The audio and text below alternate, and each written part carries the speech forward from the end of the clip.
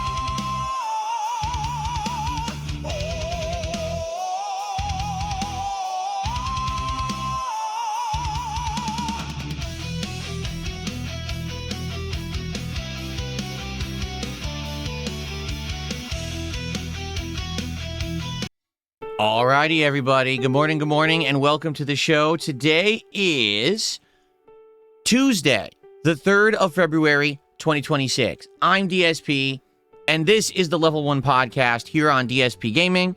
I hope that you're all doing well, having a chill time today, and you're ready to hang out. I am. Today we got some good topics to talk about, so I'm happy to do a full podcast today. We will do whatever show is appropriate, dependent on what happens. We'll pivot, we'll move, we'll change it up, because there's going to be some days when there's a lot more to talk about or a lot more going on, and there's going to be some days when there's just not that much going on.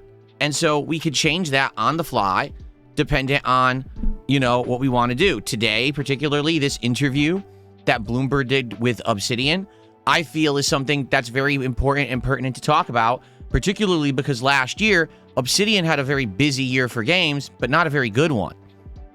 We just talked about the 3 games. We mentioned them. There was Avowed, there was Grounded 2, and there was Outer Worlds 2. Well, I played 2 out of those 3 games, and the 2 that I played were basically either follow-ups to the style that I'm used to or a brand new outing trying to copy someone else, and quite frankly, they were both failures, all right, in my estimation. Well, this morning, Obsidian has confirmed they were also failures in the eyes of Microsoft, their parent company. So we're going to talk about why, and we're going to analyze their strategies moving forward as a game development company. Now, that's news. That's important. And that's why I said, hey, you know what? Rather than wait to do a podcast for another day or two, let's just do one today.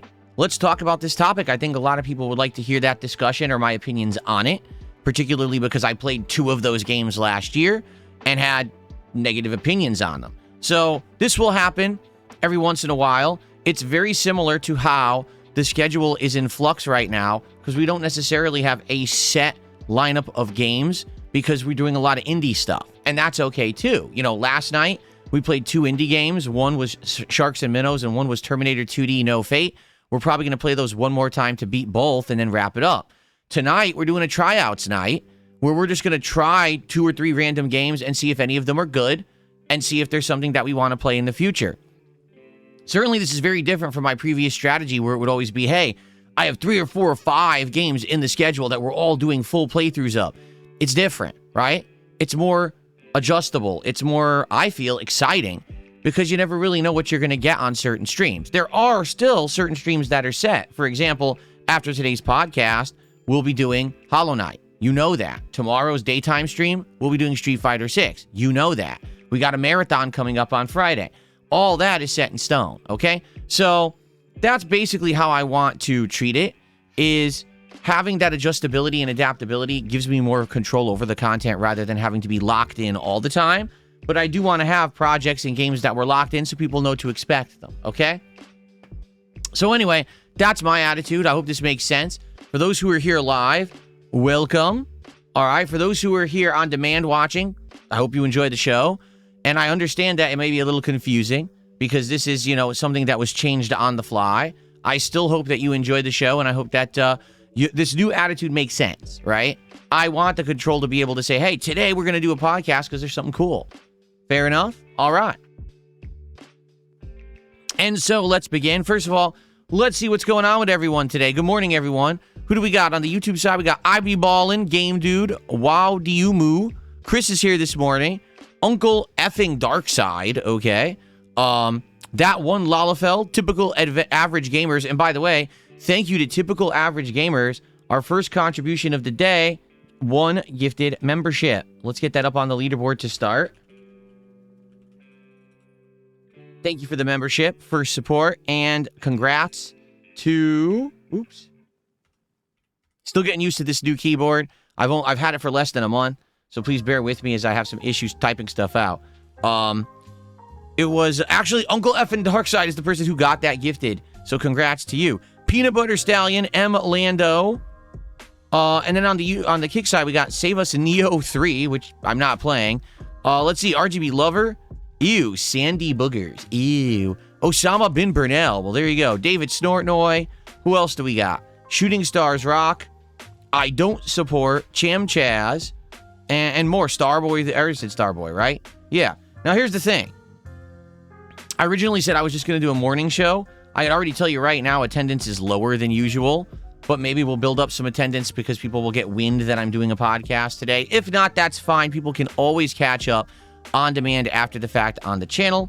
Hopefully people will enjoy watching this show with the topics that we're going to cover. Notably, I think before we get to the Obsidian story, okay, we should cover a story that I want to talk about today, all right, regarding the situation of trolling, of how to address it or ignore it.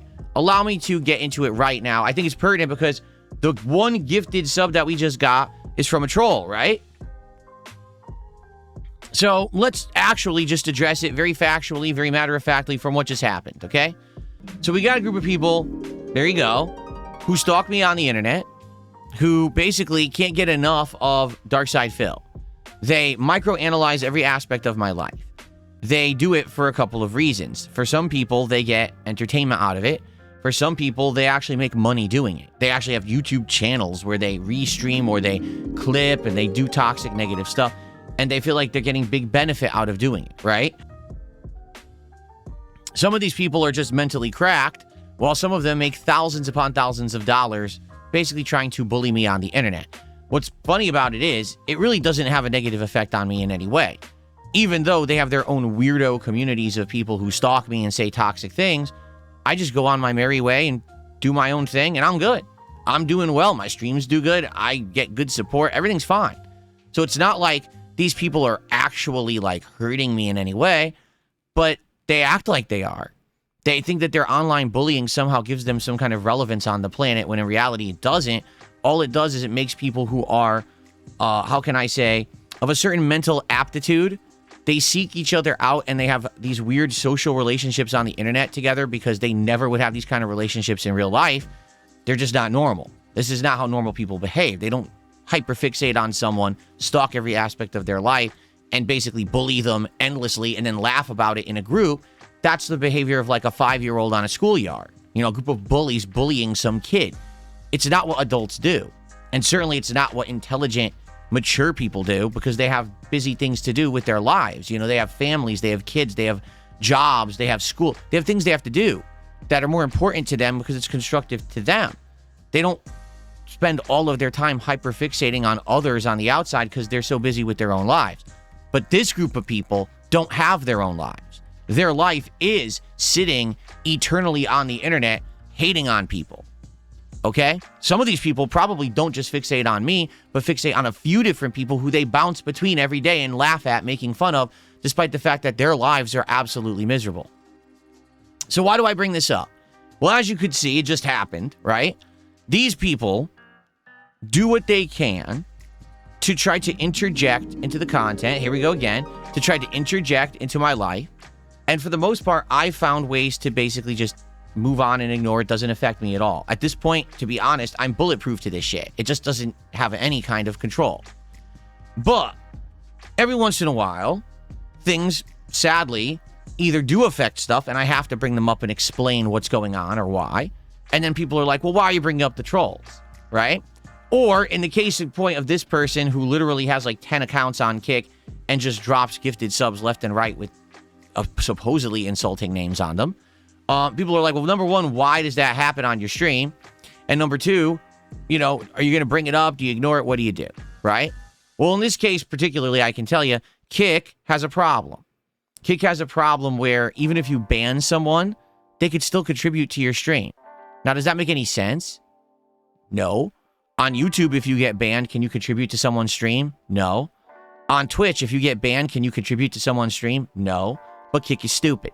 Kick is kind of playing catch up with everyone else.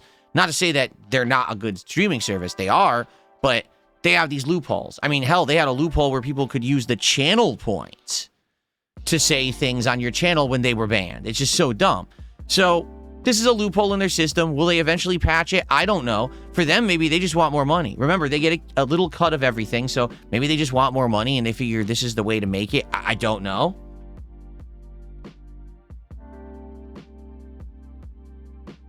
But for me, if I don't have pop-ups for Kick, right? If people who contribute on Kick don't see a pop-up on the screen, likely they're going to feel left out. They're going to feel like, well, that's not fair. Why don't I get credit for my contribution? So it's a choice of all or nothing. Either all pop-ups show up, including legit supportive people and trolls, or no pop-ups pop up, and therefore no one will ever get credit for this stuff, right? So I've chosen essentially the I guess, lesser of two evils. I would much rather have everyone get credit for their contributions rather than no one get credit, if you know what I'm saying. So that's why I just kind of put up with it, right? But then the question is, do I address it? Do I ignore it, right? How do I handle it? And this has been an ongoing question ever since I started on the internet. You know, when I first started facing this online bullying and harassment way back when, my very first, I guess, person who really was upset with me and started trolling me was actually a former, I guess, fan who, I guess, felt slighted because I guess they either wanted attention or something. I guess they thought there was some kind of a transaction or a interaction I had with them that I treated them poorly. They quit my community and they made an account called DSP Cult Leader. Okay? Then they actually legitimately started making troll posts and videos saying, DSP is actually not a gamer. He's a cultist. He's trying to have a cult of children on the internet that he's trying to brainwash and follow him. Now, when you say that, that sounds pretty crazy, doesn't it? It sounds pretty wild. But people, you know, back then, that was the first real, true group of detractors that I ever had, although we didn't call them detractors at the time. For the most part, guess what we did? Laughed. Everyone in my community laughed at it. We didn't pay it any attention or any mind. Every once in a while, we would point it out. There would be a comment on a video, and we'd laugh at it, and you know, what an idiot. And we would just move on. But that's because at that point, that was before there was this giant internet movement called This Is How You Don't Play, which basically made it cool and hip to make fun of Darkside Phil. So it was easy to ignore it. It wasn't the norm. It wasn't a big deal, nor was there a group of huge, obsessed people who were following me. Okay? So as the years moved on, things changed. As we all know, that This Is How You Don't Play movement did happen, and I reacted poorly. My reaction to that, instead of laughing at it or with it, was to get angry. How dare these people steal my content? How dare they make these videos about me? This is not fair. It's not fair use, and they didn't get my permission, and blah, blah, blah. Now, obviously, my attitudes have completely changed over the years, but back then, that was my initial reaction. And so the internet reacted appropriately to that, saying, oh, so this guy thinks his shit doesn't stink and thinks that he's above reproach and no one can criticize him. Screw this guy, he sucks. And the entire internet's attitude toward me changed, except for my hardcore fan base. So although I retained enough of a viewership to keep going and maintain a business, the whole major feeling toward me by the internet was toxic and negative rather than positive. Instead of people being along for the ride, laughing at the joke of the content that I was putting out, they were instead saying, oh, it's no longer good. I won't watch Darkside Phil anymore. Instead, I'll just go watch the This Is How You Don't Play highlight so we can all laugh at him and he gets nothing out of it. He doesn't benefit from it, right? And that lasted a while. Admittedly, all right, it did. I didn't go and buy into it like I should have. I didn't really participate in it in a positive way, all right? Then over the years, I grew up, I matured, I became an interactive streamer. And really, that's kind of when things changed. When I started actually just hanging out with the audience every day and having a good time and having conversation, rather than it being me offline, making a video, uploading it, and hoping that you consume it, it was us hanging out together every day, kind of making the content together, if that makes sense. Having that social interaction changed everything. And now we're going on 9 years that I've been an interactive streamer. I absolutely love it way more than what I did offline before. I really do. I think that it's better content.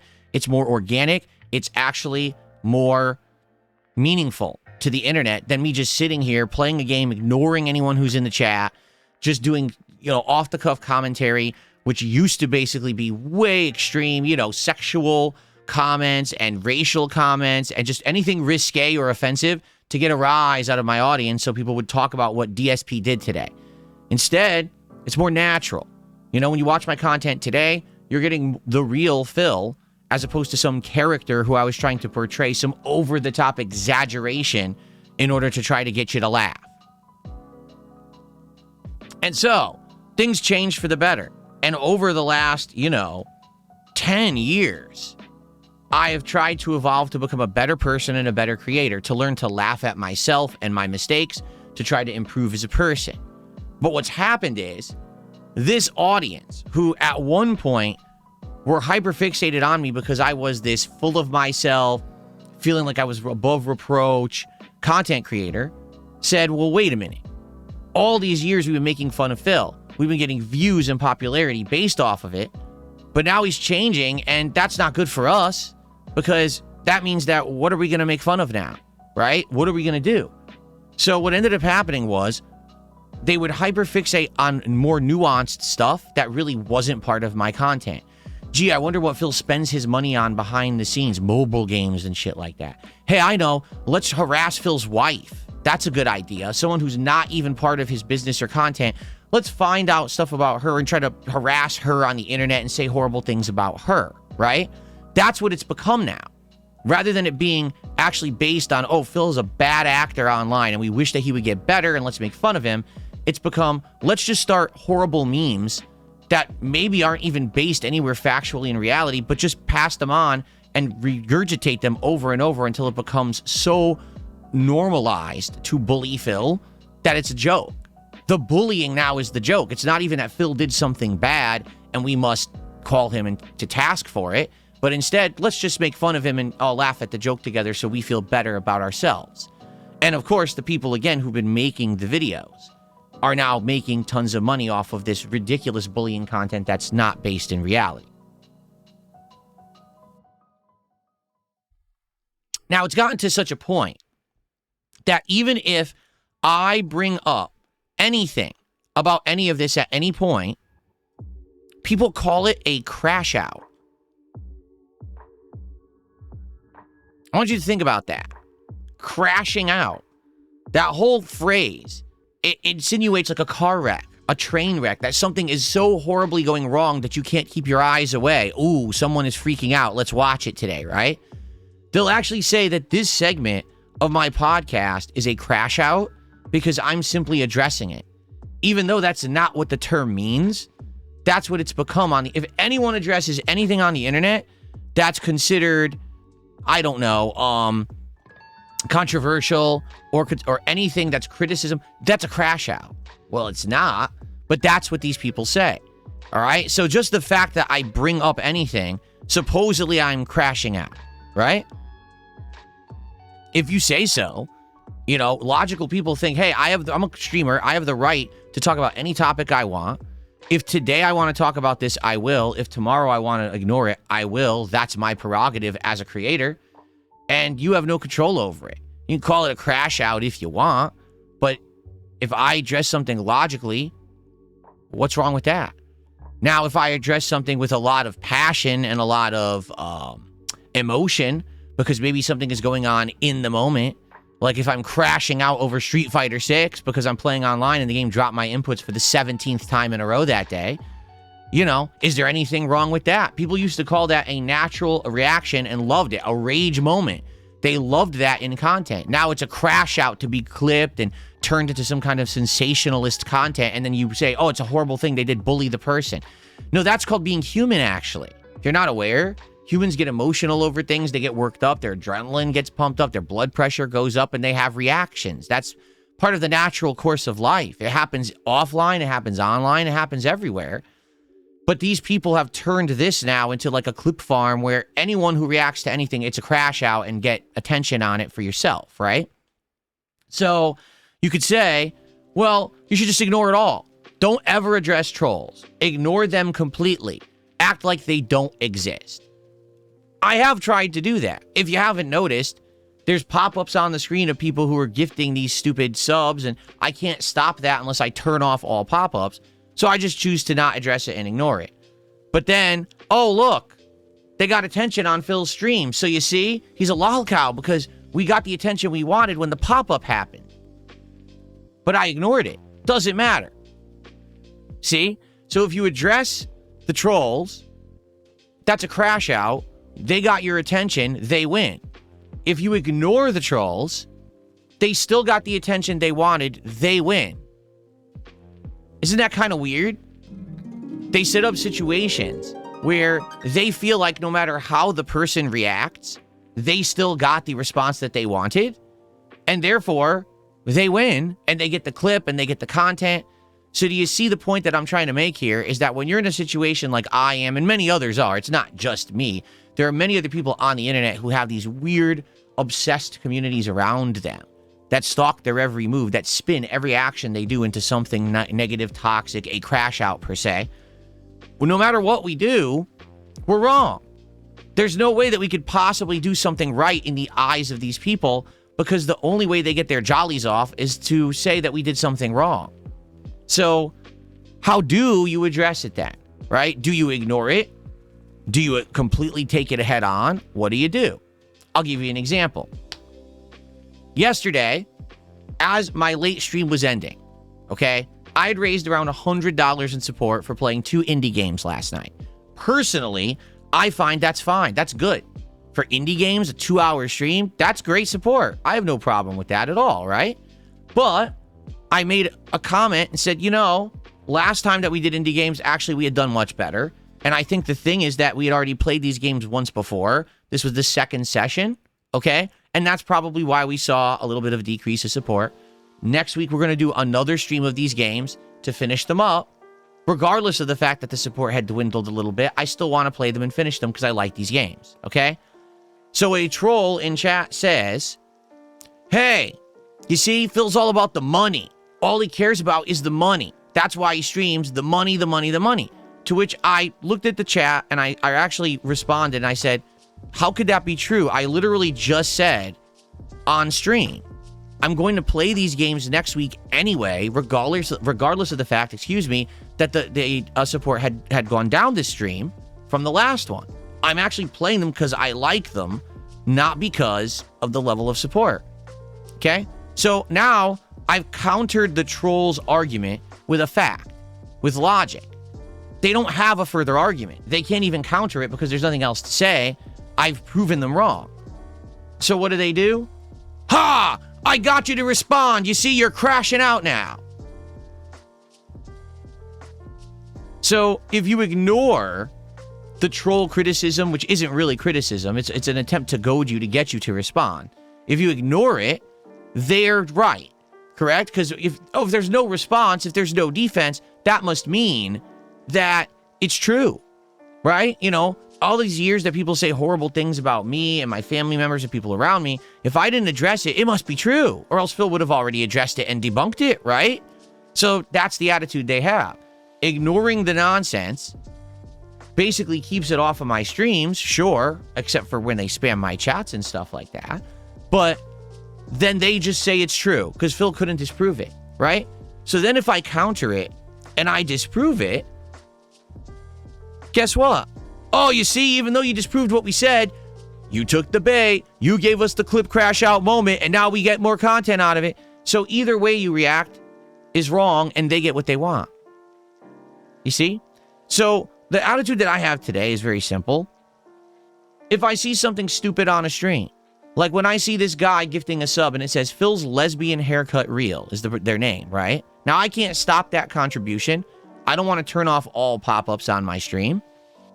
I want to have credit for those who are actually going to support me legitimately, okay?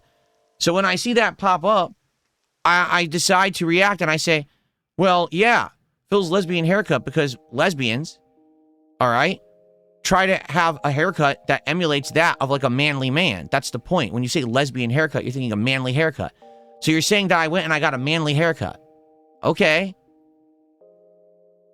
Makes sense. Thanks. And thanks for the contribution, stupid. Done, right? But now I've crashed out. Even though I've addressed it, I've embarrassed them publicly for being so stupid that they thought that was an insult and it's not. But now, I've crashed out over it, right? Because I addressed it. So here's the thing. I can address whatever I want, say whatever I want, in any way, shape, or form, and I'll enjoy it, and my actual positive audience will enjoy it, and the trolls can do whatever they want with it. It doesn't matter because trolls are insignificant. Trolls have absolutely no impact at all on anything.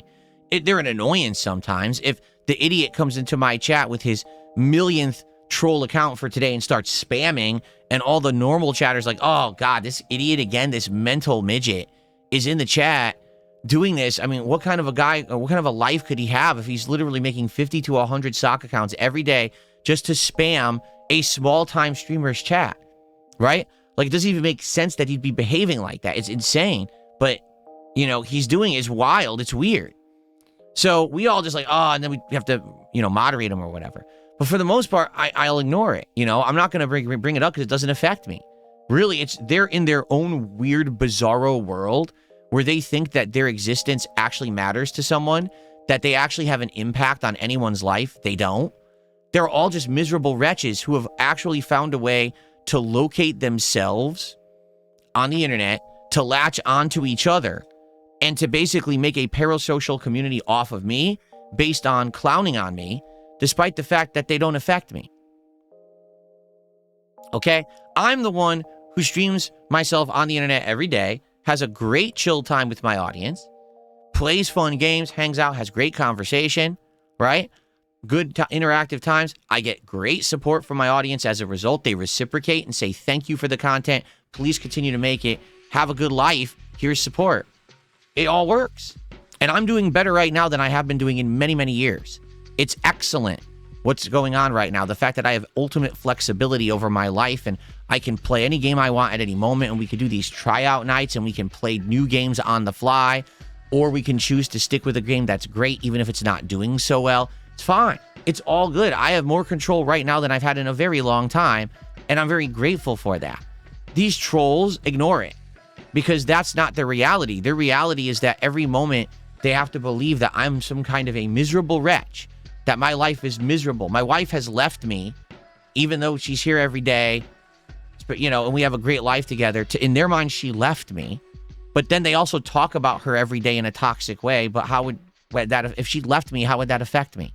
See, their own even trolling logic contradicts itself. It doesn't even make sense, the things they say and do, because they don't make sense. They're not meant to. They're just meant to be toxic things to say as talking points so that their very primitive walnut-sized brains can recognize, oh, I recognize that toxic meme about DSP. Let me participate in it now and feel like I'm part of something social because I actually don't have any friends or family or anyone who care about me because I've turned myself into an antisocial loser who just hyperfixates on Phil on the internet and becomes part of a social group of cultists who dump on him every day. Do you see? Like, it's not actual intelligence. It's not observation of fact. It's not, hey, let's actually have Phil improve with something that he's done wrong. It's let's just focus on some kind of a weird, bizarre, hyper-fixated, almost autistic level of obsession over something Phil said or did once, like the banana song in Donkey Kong, which to this day makes no sense that anyone ever cared about it, but turn it into a toxic meme that we all laugh at like 5-year-olds frothing at the mouth. Like, what? You're mentally challenged. Do you get it? You're really messed up. But they don't. These people have insulated themselves from any level of actual observation or criticism. No one knows who they are because they hide on the internet. They don't have friends or relatives who even know what they're doing in their off hours because this is how they spend their time. You know, there's some people like, I have a hobby, or I go and work out, or I do this. They sit on the internet making fun of Darkside Phil. This is their hobby. I mean, you're mentally cracked. You say, I'm crashing out. Every day when you sit down and you just hate on someone on the internet for no reason and it makes you feel good about yourself, that's way more of any kind of a crash out than someone on the internet could have because they were emotional about something. Do you understand?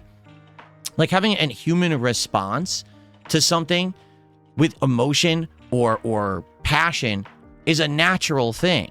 What you're doing, actually deciding to spend your time to be toxic to someone on the internet you don't even know and to feel good about yourself about it because you did, that is so much more worse than anything that anyone you've ever called a lol cow has ever done on the internet. But you wouldn't understand that because you don't look in the mirror. You just look at the people you like to make fun of to feel better about that horrible reflection that you have in your own mirror.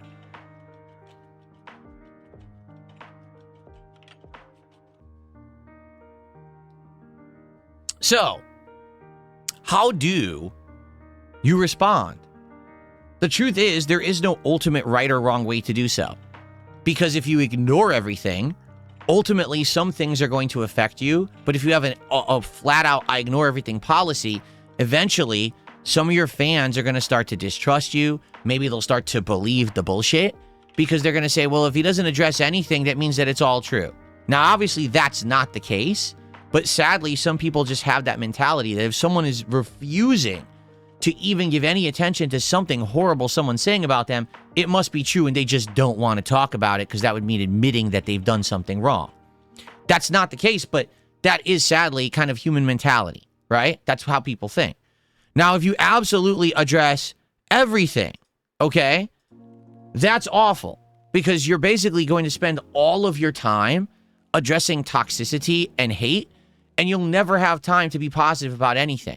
Like, if I addressed every troll right now who's sitting in the Kick Chat, how on earth would I ever have time to make positive content?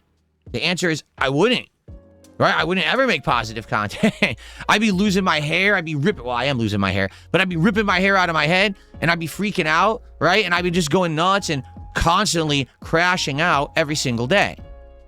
Now, there's sometimes that maybe I can address it, where, like, if I see the pop-up from an idiot gifting me a sub and it's a toxic name, I can laugh at it and expose how dumb they are.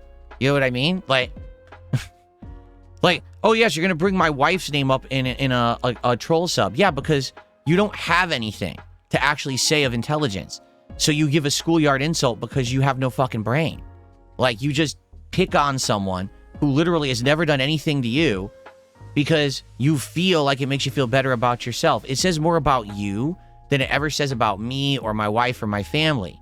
You see, it really does. It says that you are a very, very sad person, that your life is horrible, you're probably poor, you're just sitting there miserable, and the only way that you can ever have a modicum, a tiny piece of happiness, is to try to bring others down.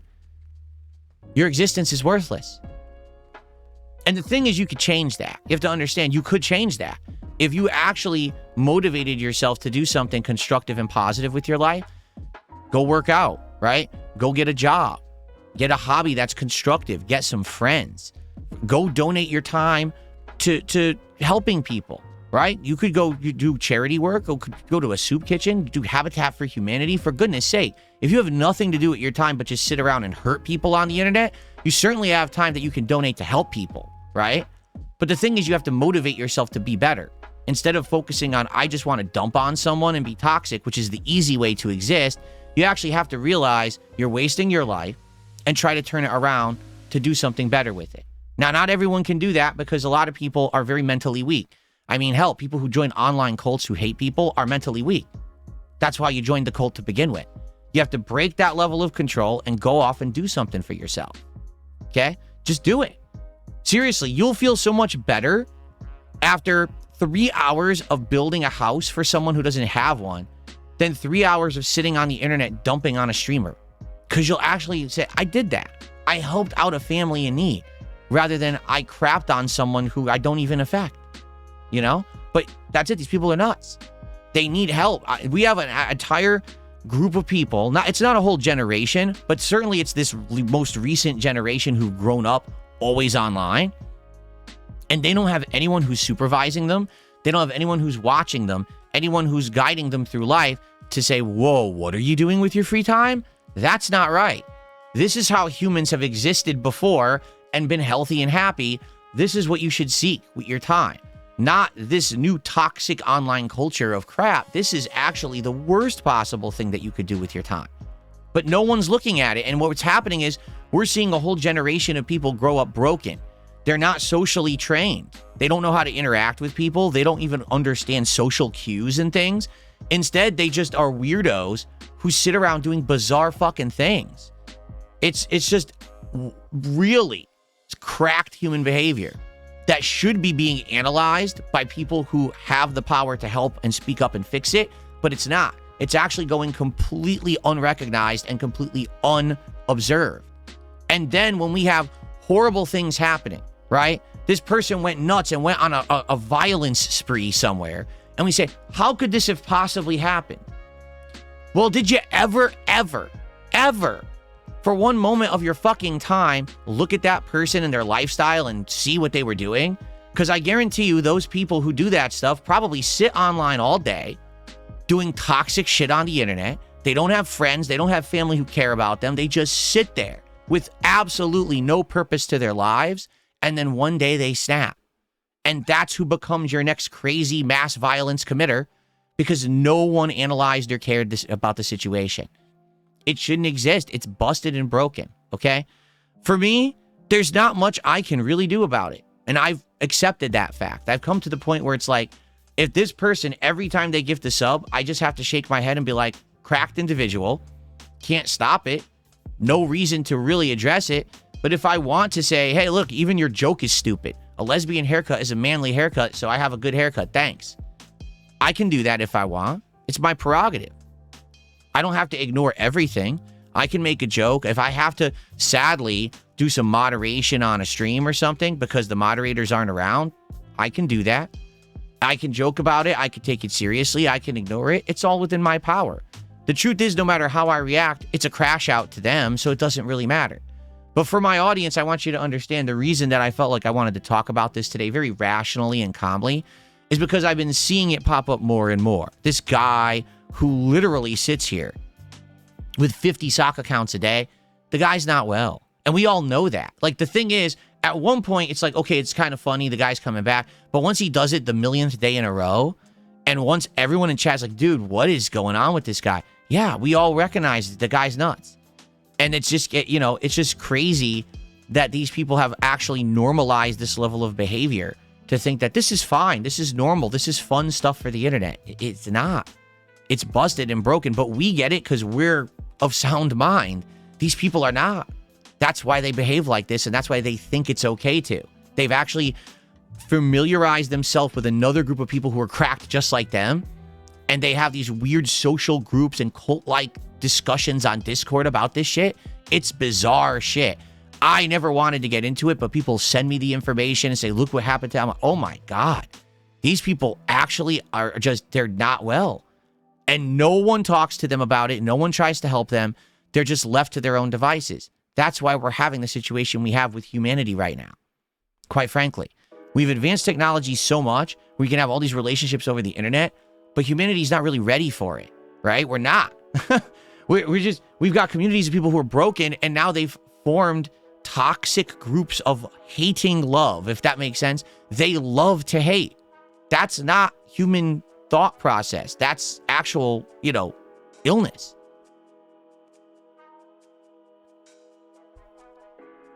So, moving forward, I'm not going to address it all the time, but I might every once in a while and laugh at it. But understand, I just want to make this abundantly clear. It doesn't affect me. Because people say, how can you every day stream when you have all these people who dump on you and say these things about you? Because it doesn't affect me at all. It doesn't. There are people who are committing crimes against me every day, stealing my content, illegally live restreaming it. That sadly does affect me business-wise. But as a person or as a creator or as someone who has fun with the content he puts out, who cares what these idiots say? They're not you, they're not me. We're having a good time together, right? Why would anyone give a crap about this stuff? Oh no, you gave me more money. Oh shucks. What a horrible thing, right? So it is what it is, from time to time you may notice, sadly, I do have to address it. I do have to go and moderate or something like that. You know what I'm saying?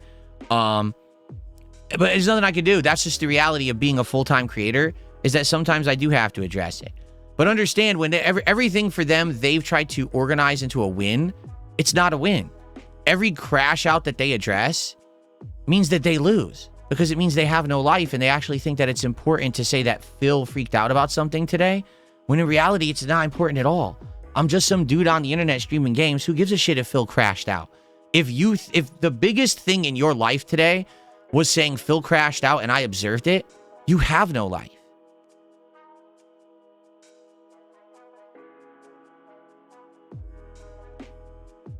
Done. Let's do some shout outs. Someone did a $1.98 tip. I have no idea why they go out of their way to do like $1 and change. But they said, I think your haircut looks good considering you have hair recession. Many men your age are slick bald. You seem to have a full head of thick hair. A blessing at your age. My friend was bald by 29. See, now, people will say, well, you see, that's not a fully positive comment. So if Phil addresses that, he's taken the bait. And now people will clip farm it. Like, what's wrong with me addressing getting older? Have I not said that my goal is to age gracefully, that I'm not going to be doing things like dyeing my hair club for men, or anything like that? I'll do things that naturally I can do to improve myself. I'll change my diet. I'll work out and lose weight, and I'll get, more muscular because I want to live longer. I want to be there longer with my wife, right? But I'm not going to do these crazy, I'm going to dye my hair, I'm going to do this crap. I'm just not going to do that, okay? But for me to address this $2 tip apparently is a horrible thing. It's a crash out, right? What? No, you're the crash out. You're the weirdo who thinks that if I actually factually address this comment in a normal way, that it's a bad thing. Of course I have a receding hairline. I've had a receding hairline my whole life. I actually started having receding hair when I was in my 20s. My uncle, my cousins, all his sons, all lost their hair in their 30s. Completely. Bald heads. Okay? I kept most of my hair. What it is I got more of my dad's genes when it comes to hair than my mom's genes. So my dad's side of the family never had problem with hair loss. My mom's side did. So I am getting it. It's just way slower than most of the males in my family have gotten it, because my dad's genes are a little bit better on that side of the gene pool. All right? But yeah, I know I have a receding hairline. Who cares? Who gives a shit?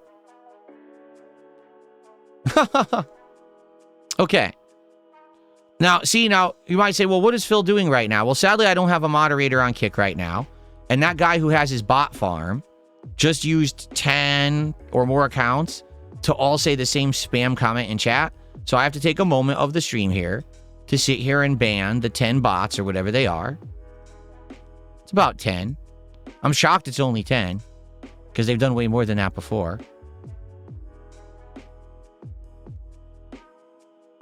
Okay, okay, and there you go. So that's what I mean. Do I have to address it? I mean, I kind of had to there. Obviously, I don't want my entire kick chat to be spammed by 10 bots at the same time and then no one can talk. But it is what it is. So I don't know why this person is tipping such weird amounts. It was like $1.90 something. I suppose I could round it up and count it as $2. So that way I'm not worrying about pennies, you know. Hold on, because I'm doing it again because they spammed with another 10 accounts. I'm going to guess they're going to have about 50 today. That's actually this person's behavior, how crazy they are. That they've been doing about 10 and then 10 and then 10 and then ends up being like 50 accounts all spamming at once. Yeah, look, here's another.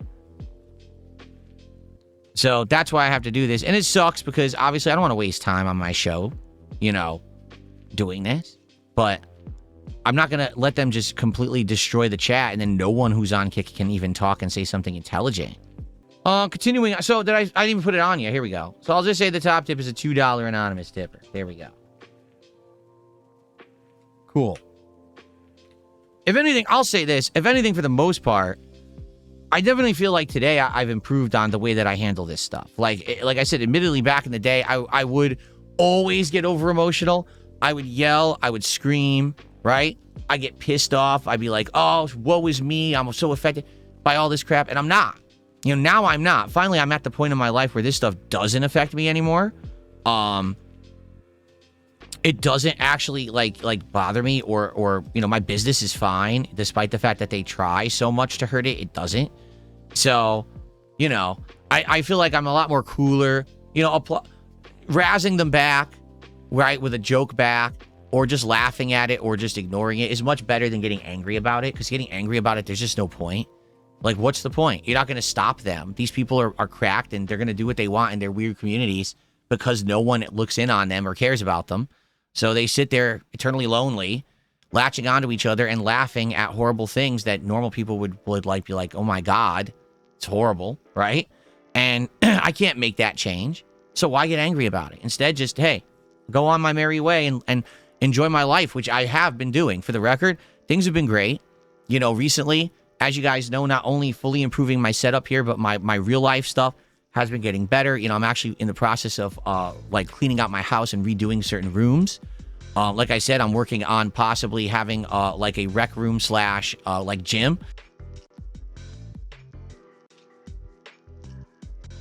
Excuse me, I had to clear my throat. Where I'm looking to get like some good equipment so that I can actually work out even more professionally. Because right now I'm not. Right now I'm just, you know, I've got, you know, 2 dumbbells that I do exercises with, which is good. It's fine. But I want to get better than that. I want to be able to do all my muscle groups. I want to be able to do it safely. You know, right now I'm at a limit of what I can do with these dumbbells. If I had like a machine where I could change weights and it's safe, that'd be much better. And also that would last a long time. You know what I mean? Like right now, I bought a cheap bench to do exercises on. That thing is already a piece of junk. I've only had it for a few months. It's creaky as shit. And I've tried like adjusting it. It's just garbage. It's like made in China garbage, you know? You got to get something much better than that if you're serious about, you know, working out regularly. So that's what I'm working on now. You know, I've got the means to do it. It's really more time than anything else. Like I don't really have a lot of free time to work on that stuff. So when I have a chance to look at it or do something with it, I do. But I work a lot. So, you know, I have to adjust that and I have to try to squeeze in the time between streams and stuff to work on that stuff. Right now, I'm working with my wife. We're cleaning out the house. Like she just cleaned the master bedroom and the nook that's connected to it. She fully deep cleaned it with our carpet cleaner. And now she's got to do it with the room across the hall. We also have to deep clean our garage because our garage is completely cleaned out now. And we're going to power wash that once it gets warmer. And then we're going to decide what do we actually want to do with all of this stuff, right? Like, what do we do with it? Do we use this room for this or this for this? And the truth is I've never had a chance to do any of that.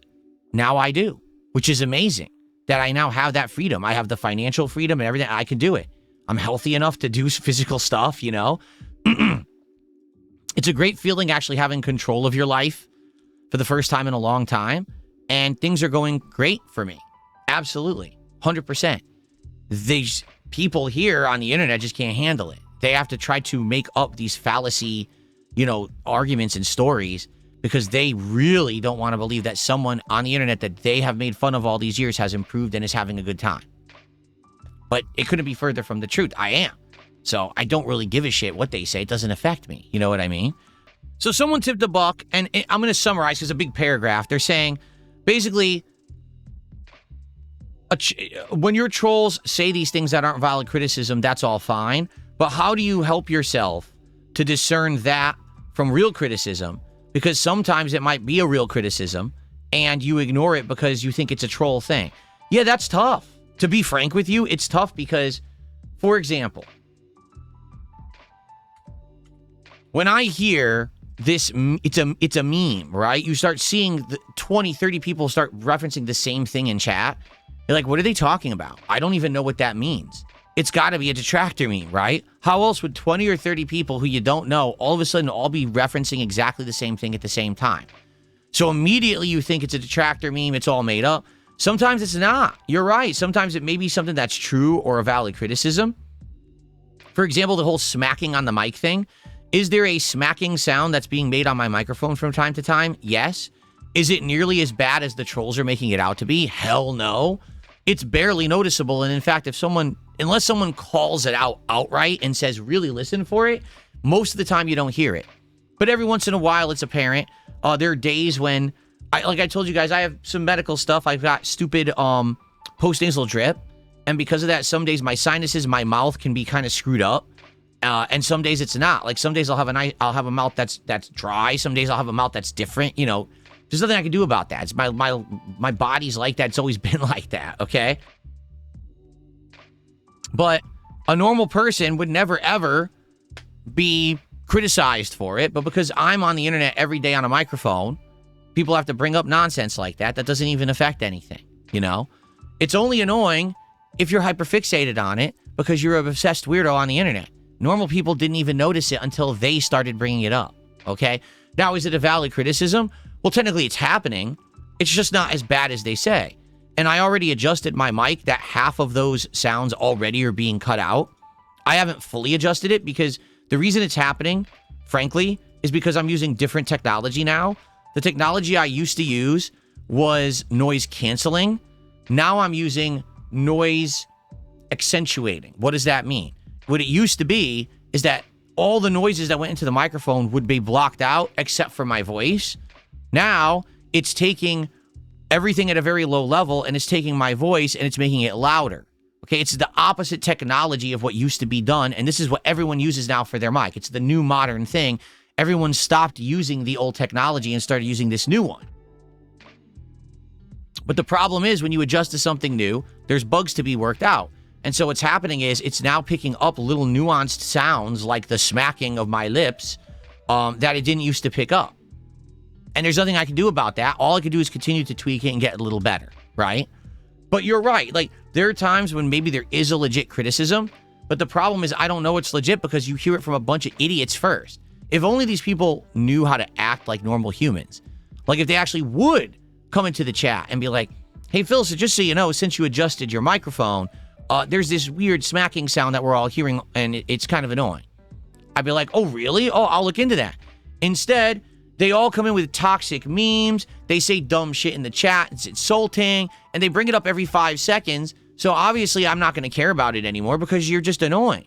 There's a difference between, oh, I want you to get better versus, oh, I just want to annoy you by trying to call you out for a shortcoming, right? That's the difference. A friend is someone who will come by and be like, hey, just so you know, this is happening, and you probably want to improve to make your content better, versus, haha, you loser, you're smacking every 5 seconds. What a weird, pathetic, weird. There's different ways to go about stuff. These people on the internet have no social skills. So to them, to be insulting, to be rude, to be as offensive as possible is normalized and okay. They actually feel like that's the way to do it. It's not, and no one's ever going to give them a good response to that, but they don't understand that. They're actually, again, they're cracked in the head. They don't have a normal thought process, right? So, nothing here, just said. A good example of this would be the mic distance. The trolls and Review Tech USA criticized the distance. To be fair, your mic setup now with it closer to your voice sounds way better. It was valid. And here's the truth. I always knew that. I knew that this microphone was meant to be truthful. I'm not close enough. To be truthful, here's how it's supposed to work. You ready for this? Okay. This is how this microphone is supposed to work. I'm like not even an inch away from it. This is actually how this style of mic is intended to work, that you literally have it like touching your lips.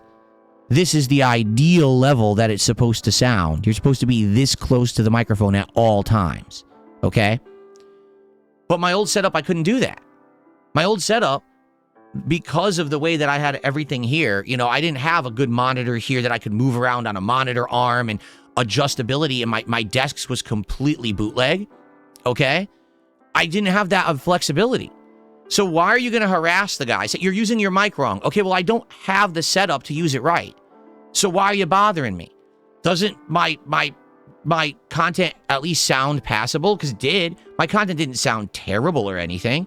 Yeah, it could have been better for sure, but it wasn't awful. So why are you criticizing, and why are you're ragging on a guy who's getting by the best he can with the setup the best he can do, right? But that's it. These people are dickheads. They want to absolutely analyze and hyper focus on something because they just want to say it's bad, not because they want it to improve or because they feel like their criticism would improve something. They don't care about that. They just want to make fun of you. Do you really think Review Tech brought that up because he was like, I want you to fix your mic? It's like, no, I just want to do it because I want to say I'm better than Phil and I do it right and he doesn't. Not that he wanted me to fix it. He just wanted to point out that I wasn't doing something perfectly that he felt is better. Now, keep in mind, that's probably the only thing in history he's ever done better than me. Everything else he's done is a fucking train wreck. He's a horrible person and a horrible creator, you know, but that's the one thing, so that's what I'll bring up, right? But fair point. I agree. If I can improve things, I will. I want to know things that I can improve in my setup. You know what I'm saying? I love to know things that I can improve in my setup. And, you know, if there's a valid thing I can do, I'll do it. But that's a fair point that people would criticize. And I'd be like, well, I can't really know if this is true or not. You know what I'm saying? Okay.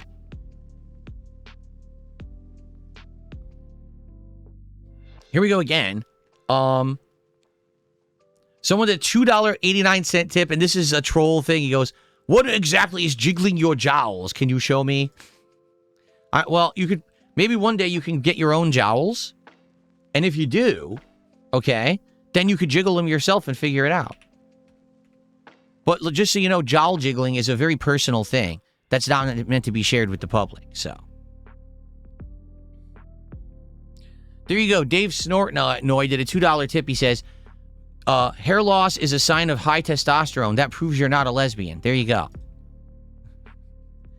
You guys are just very bizarre. But you think this stuff doesn't... I don't care. Like, this stuff doesn't bother me. You're just weird. And the stuff that you choose to say. Hey, what are you talking about? Okay.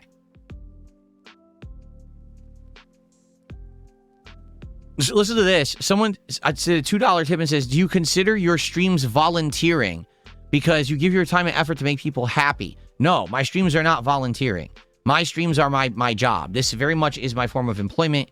I provide a service and provide content, and people reciprocate with contributions. I also monetize said content with advertisements. So no, this is not... The only way that this could be considered like volunteering would be if I did it absolutely, positively, completely free, no monetization whatsoever. Then you could say, okay, that person's donating their time to entertain an audience for free. That's it. But anytime that there's any kind of monetary compensation that's involved with it, whether it's crowdfunding from an audience, whether it's monetization with advertisements, paid subscriptions, any kind of a model like that, that's for-profit business. That is not any kind of volunteering whatsoever. No. Okay.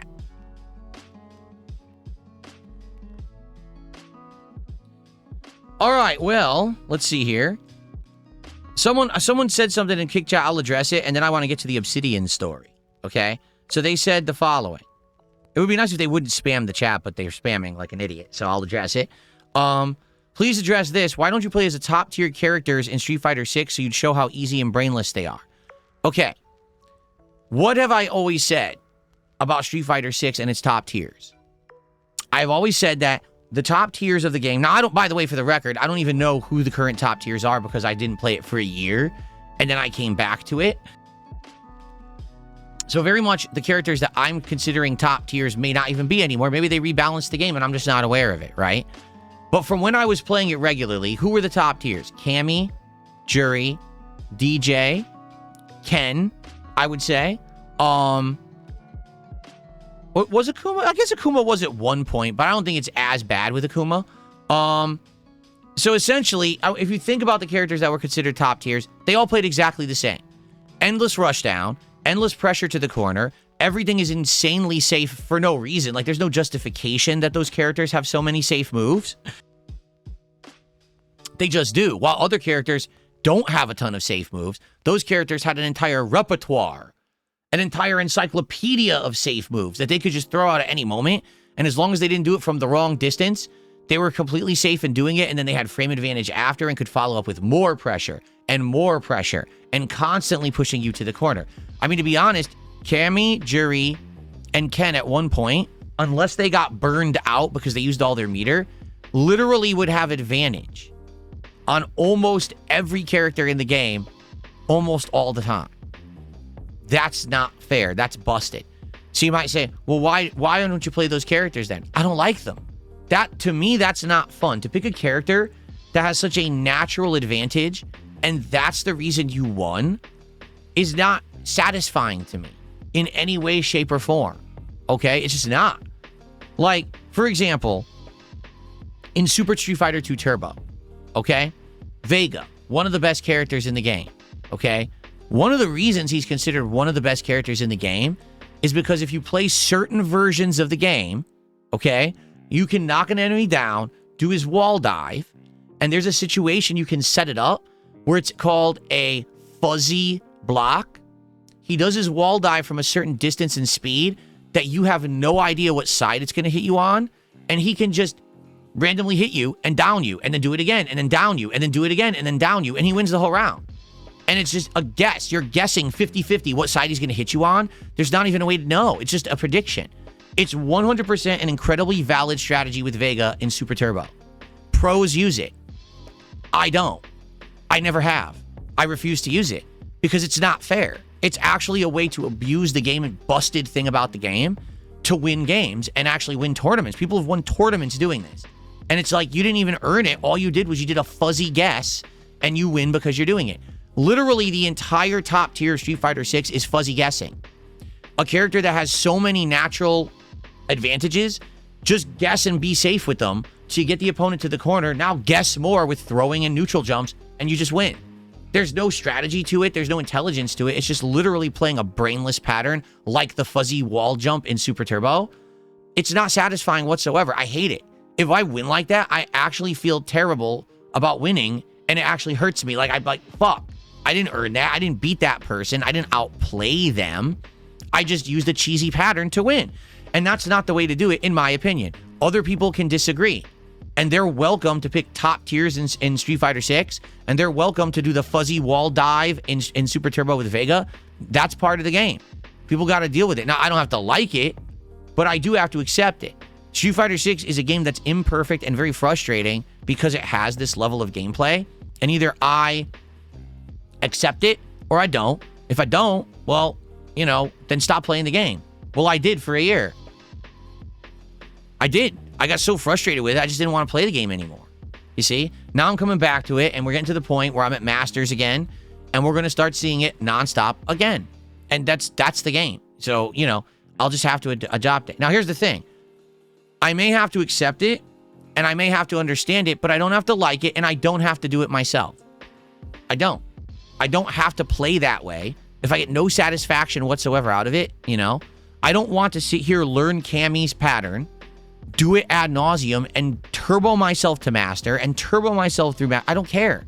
There's no feeling of accomplishment. There's no feeling of enjoyment there for me. It would be just like I wasted my time. That was empty. It meant nothing. Meaningless. You know? Let me put it this way.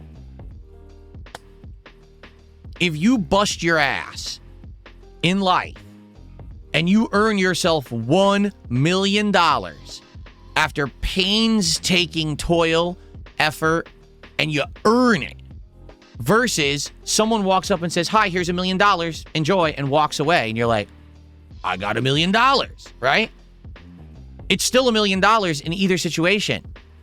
It's the same money. It spends the same way. You get the same end result from having it, but it feels different if you've earned it versus if someone just hands it to you. It does. Because you've got it the hard way, you appreciate it more, you're probably going to treat it with more respect because you realize how hard it is to get it and you may never get it again. That's a lot different than someone just handing you something. If you play Street Fighter 6 with this top tier garbage, you're literally being handed the opportunity to get wins and rank up, and you didn't earn it. You just picked that character on the select screen and coasted. Versus someone who actually did it the hard way. Tough, determination, winning in disadvantageous positions. That's more meaningful and more of an accomplishment. Me picking Lily and turboing in one afternoon up to master is way more meaningful than me picking Cammy or Jury and doing it. It just is. That's how it is. And, that's how I've always approached fighting games. So, now you can disagree, and that's okay. You can play those characters, but I don't have to. That's my prerogative to choose what enjoyment I get out of a game and to play the characters that I do. To be honest, if all I did was top tier whore in Street Fighter 6 and just got master wins all the time, it would be just the same level of people saying, oh, you see, he didn't earn anything. He earned absolutely nothing because he just picked the top tiers to do it. He's not good at Street Fighter 6. It's the character that won, not him. So now I win with Lily, and what do they say? See what I mean? I'm not here to appease anyone. I'm not. I'm here to just, to do what I want to do with my own content and to have fun. I'm not trying to say I'm great at Street Fighter 6. I know I'm not. I've never even played the game offline. How could I say I'm good at it? But still, I'm going to play it in a way that I enjoy it, Huh? Someone tipped $2 and said, did you spam the same moves over and over and use a flowchart to get a #1 ranking in the US back in the FGC days, or am I wrong? I thought that's what June said in his documentary. If June said that in his documentary, he has absolutely no understanding whatsoever of competitive fighting games and what I did back in the day. He's just regurgitating detractor memes. I don't know if he said that in the documentary or not. I don't remember. No. In fact, the characters that I used Vega, who was top tier, but I never did the wall dive abuse. I used Balrog, but I never used the throw loop that was considered his top tier abuse. And the other character I was good with was DJ, who's a mid-tier character and not abusable at all. So there you have it. See, this I would believe. Cammy, Jury, and Ken are not top tier anymore on the pro tier list. JP and Mai are generally considered the best characters in the game now. Other top tiers are now Ed, Ryu, and Blanca. I would definitely believe Ryu. He seems like he's been dramatically improved. His normals now just seem way better. I don't know if they're faster or if they extended the hitboxes or whatever, but they just seem like they reach a lot more. And like his low medium kick stuffs almost everything. People are doing drive rush, standing fierce punch, and it stuffs like everything. Like what on earth? It stuffs everything. What is going on? Vivian, of course, spouting nonsense. You got 4th place in a tournament that was boycotted by the majority of the FGC because it was a broken port of Super Turbo. Then why was John Choi in the tournament? Then why was Mike Watson in the tournament? Why was Jason Cole in the tournament? Should I keep going? Why was Jason Wilson in the tournament? Why was Bob Painter in the tournament? Why were all the Japanese players in the tournament? The only person that boycotted it was Alex Valle. One person, one pro had a stink about it. Everyone else entered and played. You're factually wrong what you're saying. But again, make up your narrative 20 to 25 years later because there's no one that can prove anything, right? You've invented a store of fantasy land up. Shout out to Bardikit for 100 kicks. Thank you, Bardikit, for 100 kicks today. That's our first kicks of the day. And thank you to Baby Wawa, who just became a sub. Thank you for joining. I appreciate that, Baby Wawa. Thank you for the support this morning. You're the first non-troll sub, so you get on the leaderboard. Because again, it's my stream. It's my prerogative who gets on the leaderboard and who doesn't. And if someone, contributes, but they're being a toxic troll, I don't ever have to acknowledge them or give them any credit whatsoever. So there you go. Oh, Cabal, no, I don't. I'm well aware that the detractors, like I said, they literally stalk me and have ways to track everything that's said and done on my streams. They have AI running to analyze everything I say so they can actually search for words. I'm serious. They have like entire websites that track the chats. You know, I'm aware of this. They're weirdos. Why would you do it to me? Like, who cares? How does that affect me? It doesn't. All it does is it lets them make more of their dented content. Their, oops, my brain is slow content for people whose brains are slow. That's it. It doesn't affect me at all. So why would I even bring it up? There's no point. Okay, so now what I'd like to do, Boom Arm defeats DSP. Thank you for the gifted sub. For the record, Boom Arms defeat DSP is kind of not really a troll in that regard, but kind of someone who does stick it to me and razzes me from time to time, but is not really offensive. And therefore, I don't mind that they do what they do. That's the difference between someone who, like, okay, every once in a while we'll take Phil to task and we'll say something. It's a meme and we laugh together. As opposed to, oh, I think I'm going to completely be awful to Phil and his family and everything. That's the difference. Being awful and actually really offensive versus someone who's there to kind of joke around a bit and every once in a while. And I know that they've been critical of me, but at the same time, they support the content too. There's nothing wrong with that. There's a big difference, but that I think, honestly, that's the level of maturity that some people have and some people don't, right? You really did buy a handcart the other day? Well, there you go. I'm glad that you did.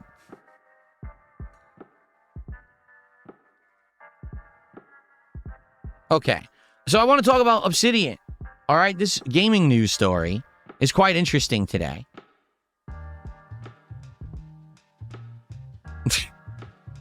Someone tipped at $2.50. This will be a quick one. Phil, I'm wondering if you saw the Epstein situation going on right now. I've been feeling really down and worthless knowing our lives are controlled by bigger, more powerful people. It's really got me thinking, what is the purpose of life if it's controlled by others? I've said this for years. Have I not? I've actually said this in my content for years. And everyone's like, wow, Phil's crazy. What is he talking about? Again, he's crashing out. He's having a weird moment in his brain or whatever. No, guys. Human society is controlled by the 1%. The 1% of people on this planet who have almost all of the wealth control almost everything about life. They do. They run everything. You understand that, right? They run the governments. They run... I'm going to change this to cool because it's playing the same song like 3 times during the podcast. I'm tired of it myself. Let's change this song. They own everything. They own all the corporations. They own... Quite frankly, they control things behind the scenes like religion. They control the governments through lobbying and other means. They do. That's just life. And people call it out all the time and be like, oh, that guy's crazy. No, that's actually life. It's been like that forever. There's no way to really stop it unless you plan on burning the whole system down. Like, you want a full-scale revolution? Destroy the life as we know it and start over? Because I don't think many people are willing to do that. Like, for example, in our society, okay, most people are happy in general with the way that things work. They're happy that they can feel like they're at least semi-safe when they're at home, that there's systems to deliver things like water to their house, electricity to their house, that you can easily get food from a supermarket near you or a local market or whatever your means. Hell, you could DoorDash your food every day. We were talking about this yesterday. You can literally sit here and DoorDash your food to your house every single day, right? Like, that's the situation that we have, that we live in. And that's the result of a society that's been built up by a group of people that provide all of that, but they keep us in check. There's a 1% of people who own everything, or mostly everything, okay? And you'll never know about them. You won't hear their names because they don't want to be in the public eye. They just want to be controlling everything from behind the scenes. So I'm not talking about Elon Musk. I'm talking about the people you don't know about who actually pull the strings on everything in human society. Okay? And we live in a world where in order for that to exist, you just have to accept that. Okay? So you might say, well, I don't like that. That's not fair. Life shouldn't be like that. We shouldn't have 1% of the people controlling everything. I tend to agree with you. Are you the one that's going to start the revolution? Are you going to rally up millions of people to go with pitchforks and flaming Molotovs and storm the Capitol buildings and take down the government and say, we're starting over because this is wrong? Because if not, then there's really not much you can really freak out about. Like, you're living in a very complacent life. You got TV, you got the internet all the time, you got safety. For the general purposes, you've got healthcare to some extent. You know what I mean? You got food, you got electricity, you got heat, you got water. You got the things in life that are the essentials provided to you by that 1% who've set the system up that way. So as long as you're happy with that, what are you complaining about? Wait a minute. DSP is talking about this shit on his level 1 podcast? Yeah. I could have these conversations if this is what you want to talk about, but no one wants to talk about this shit. You want to make fun of me because there's smacking sounds on the microphone, right? You want to say, oh, you didn't make $150 on your stream last night. Your stream failed because you didn't hit the goal that doesn't exist. That's what you want to talk about. You don't want to talk about reality. You want to talk about your weird fantasy. Why? Probably because it makes you not think about reality. You feel better about your own existence because you make fun of me all day, and then you don't have to think about how the 1% actually controls the world.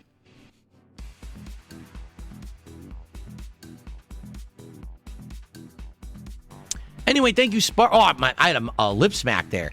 Thank you, Spartan A054 Moose for a $2 Canadian. And he says, hi, DSP, I love your streams. Well, thank you, Spartan. I appreciate that. Let's see how much that is. $1.46. So thank you for that support. Shall we talk about Obsidian now? To end the show, I guess, right? All right, so to show you, because there's the full article and then there's the summary. So what I like to do is show you what the article looks like if you want to read the whole thing for yourself.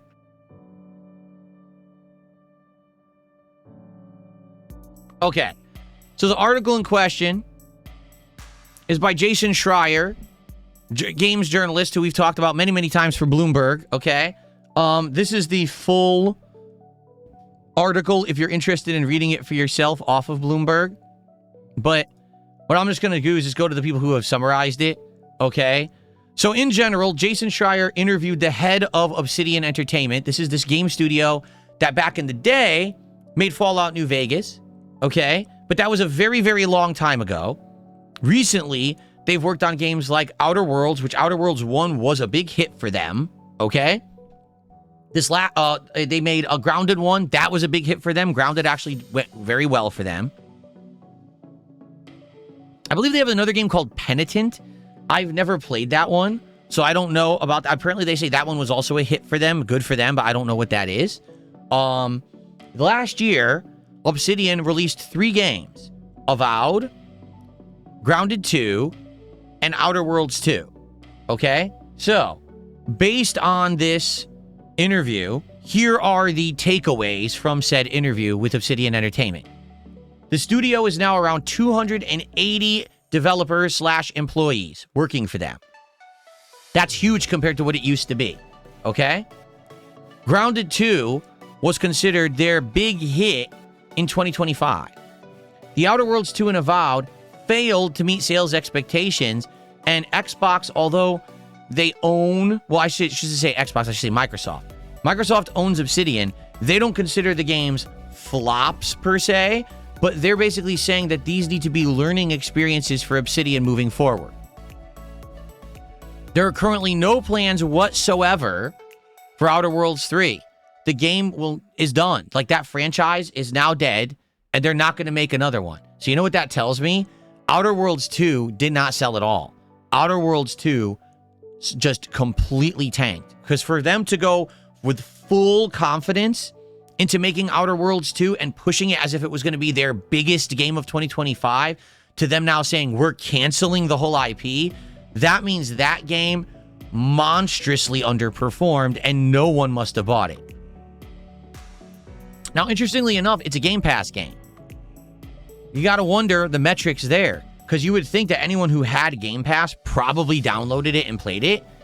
Does that even factor in at all? Or they're not counting that stuff anymore? Because they used to tout their Game Pass games as big wins for them. Oh, millions of downloads on Game Pass. But that doesn't mean people actually played the game more than an hour. You know, me, I played it one stream, said, wow, this is boring, and I never played it again. So it's not really a real representation of success when you really think about it. So, I don't know. I wonder if they're even looking at those numbers anymore, okay? Josh Sawyer says that launching 3 games in 2025 wasn't ideal, but rather the result of internal planning issues. So with the studio basically having years of nothing, and then all of a sudden releasing 3 games in the same year, they're saying that wasn't a good idea. But here's the thing that I have to question, all right? What's the big deal with them releasing 3 games in 1 year as long as they were all good? Because the example I'm going to make here is, let's say you have a company like Capcom, okay? And in 1 year, Capcom releases a new Street Fighter game, a new Resident Evil game, and a Monster Hunter game. Now, they're all different genres and they're completely different games, but if they're all good and they sell, who cares, right? I think the problem here is the way they're trying to spin it is, oh, you see? Well, what happened was we just had too many games coming out in 1 year and they all cannibalized each other. No, that's not what happened. What happens is you release 3 games in a year and 2 of them weren't good. If your games aren't good, they're just not going to sell. It doesn't matter how many are in 1 year. It matters how many are good. It wasn't like, oh, we released 3 fantasy RPGs in 1 year and they all undercut each other. You had a fantasy RPG, you had a survival game, and then you had a space RPG. Yes, they're both open world RPGs, but you could consider them, different parts of the same genre, I guess, because of the different topics, and also the combat was completely different. I don't think that Outer Worlds 2 did poorly because so many people bought Avowed earlier in the year. Sorry, I just don't believe that. So I don't think that makes any sense whatsoever, that statement. Obsidian's plan for the next few years is to work on projects big and small, completely new games, and added content for the Outer Worlds 2 and Grounded 2, and space out the releases. Obsidian hopes to keep creating experimental games like Grounded and Pentiment in the future, both being successful and profitable. Microsoft, in a statement, underlined the importance of the studio. Obsidian develops games that are central to our vision of reaching more players than ever before. What? Obsidian demonstrates the creative excellence and range that continues to strengthen Xbox's portfolio. How exactly did they do that in 2025? So they made a fantasy RPG that played like Skyrim, but wasn't as good as Skyrim, so it flopped. They made a sequel to a game they had already made, and then they made a sequel to a game they had already made. What new audience were they reaching?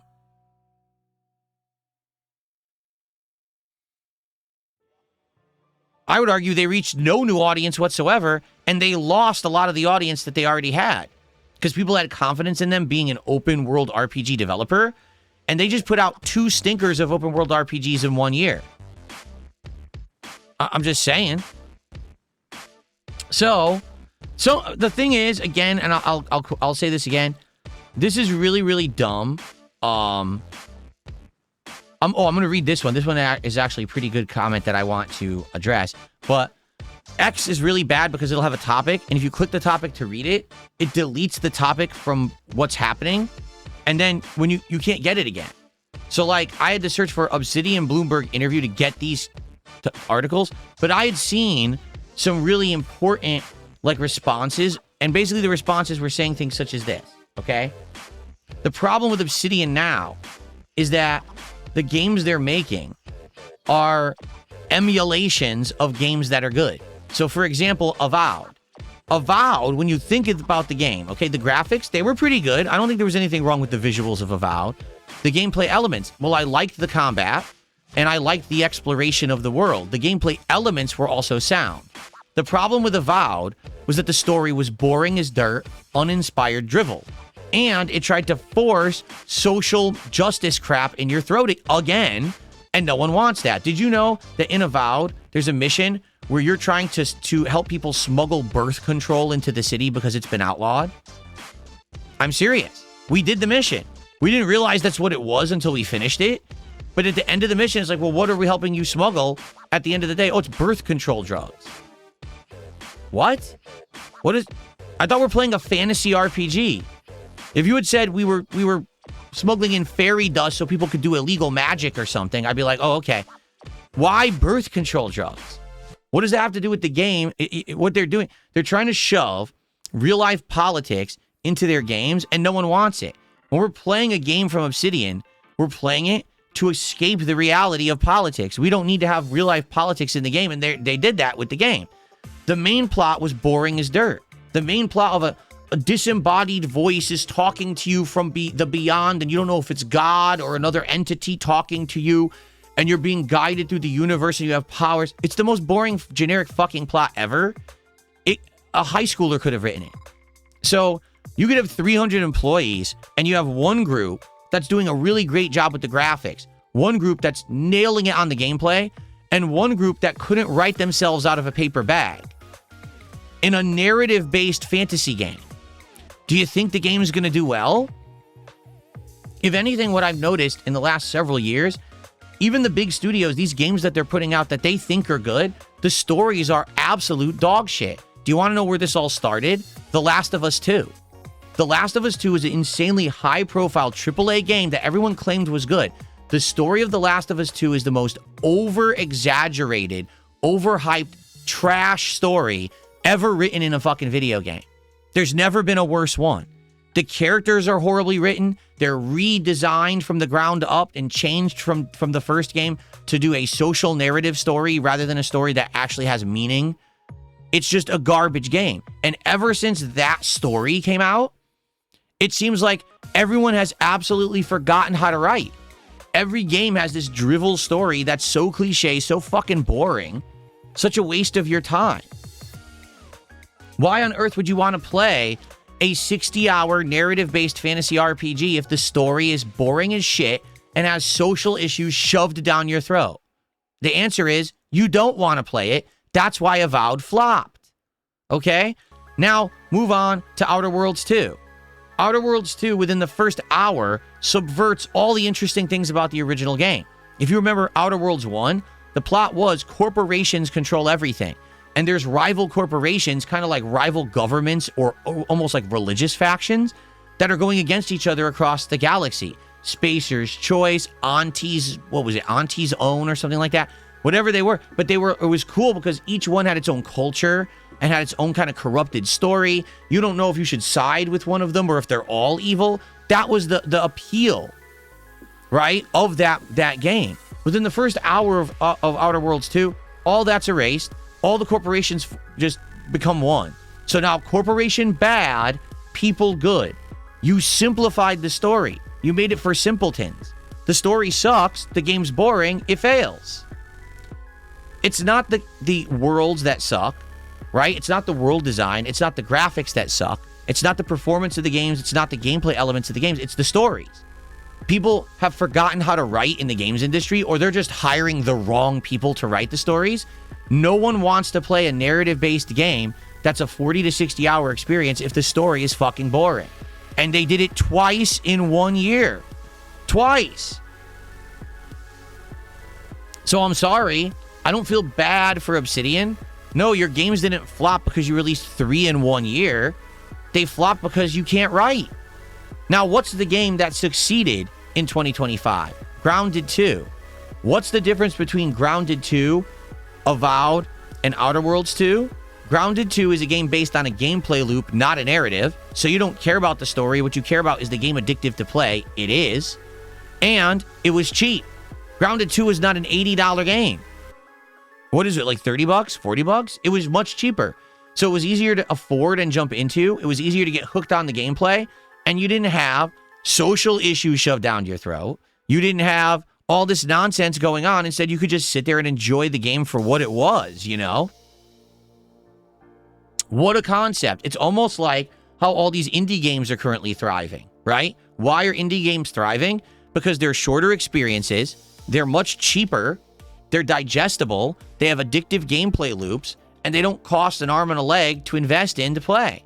So more people today are sitting on their PC playing 2, 3, 4 indie games at a time, jumping between them, than they are investing $80 into one AAA game that they get bored of within 2 hours.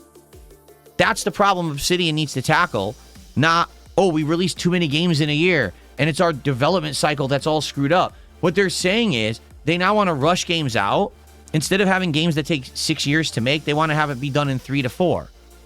Okay, but then understand that your games aren't going to be what you're making right now. They have to be different. They have to be more streamlined, more based on gameplay elements that are sound, that hook people rather than a narrative. You know what I'm saying? Like, that's definitely what's going to get noticed in the gaming landscape of today, where everyone now wants cheaper, quicker, more digestible experiences that are fun to play. We don't want a 60-hour game with a narrative that gets boring 17 times during the gameplay because no one could write it. We want a game that's just fun from the get-go and we can enjoy for a while. You know what I'm saying? And go from there. Okay? Good. Reforge Gaming says, I find two things worrying from the Bloomberg article on Obsidian. First, they're trying to shrink project timelines into 3 to 4 years instead of 5 to 6. With roughly 300 employees and building games like Avowed and Outer Worlds 2, I feel this will unlikely lead to high quality games. Well, that's the point I'm making. They don't need to make those games anymore. They need to make better games. If they don't have the ability to write, then don't make ginormous narrative-based games. Do other things. It's successful with Grounded 2, so make more games like that. Unless you can hire good writers again, which apparently you don't have any, then, don't make those games. Second, they launched 3 games in 1 year, which stretched them incredibly thin. The one that shipped in the best state was outsourced to Grounded 2. This all smells like Microsoft is pushing for cadence over quality rather than genuine emergent strategies and timing at the company. Correct. Microsoft is doing everything wrong. I think we can all agree there. If you look at what Microsoft's been doing the last few years, every step is a misstep. Their management doesn't know what they're doing. They don't even understand gaming culture at this point. They're ignoring the trends and saying things like gaming is in a slump when it's not.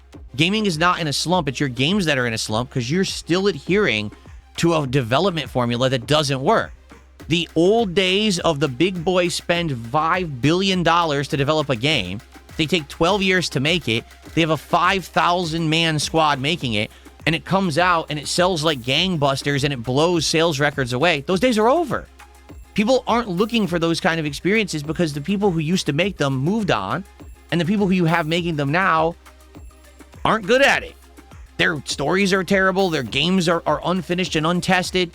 No one wants that anymore.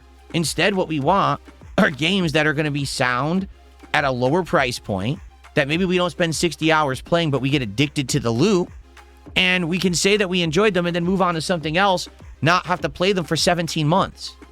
That's what people are wanting now. That's what the most successful games are now.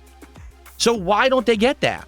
Why is Microsoft still telling Obsidian to make this style of game that doesn't fucking work? Because they don't know what they're doing. Because Phil Spencer and Sarah Bond and all those people who are in charge over there are completely out of touch with gaming reality. They don't know how to make a good game anymore. It's sad because it's not that the employees don't have talent. It's that the people in charge keep pushing them towards things that don't work and telling them to do things that aren't ever going to sell. So you will continue to have failure after failure after failure until you adapt to the times and you change for the better. It's like everything. You can't use a dinosaur formula and expect to be successful when the entire world around you changed. You have to adapt or die. And Microsoft is not doing that. Instead, they're saying, this wrist rest is an Xbox. Well, that's not going to sell any games. That's not going to sell any consoles for you, stupid.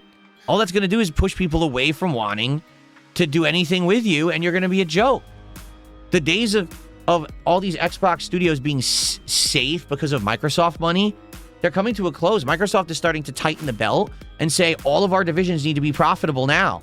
So if they don't start performing in the next 1 to 2 years, these companies are going to be completely just liquidated. And all these people are going to be unemployed. And the Microsoft gaming division may just end and say, screw it, we failed.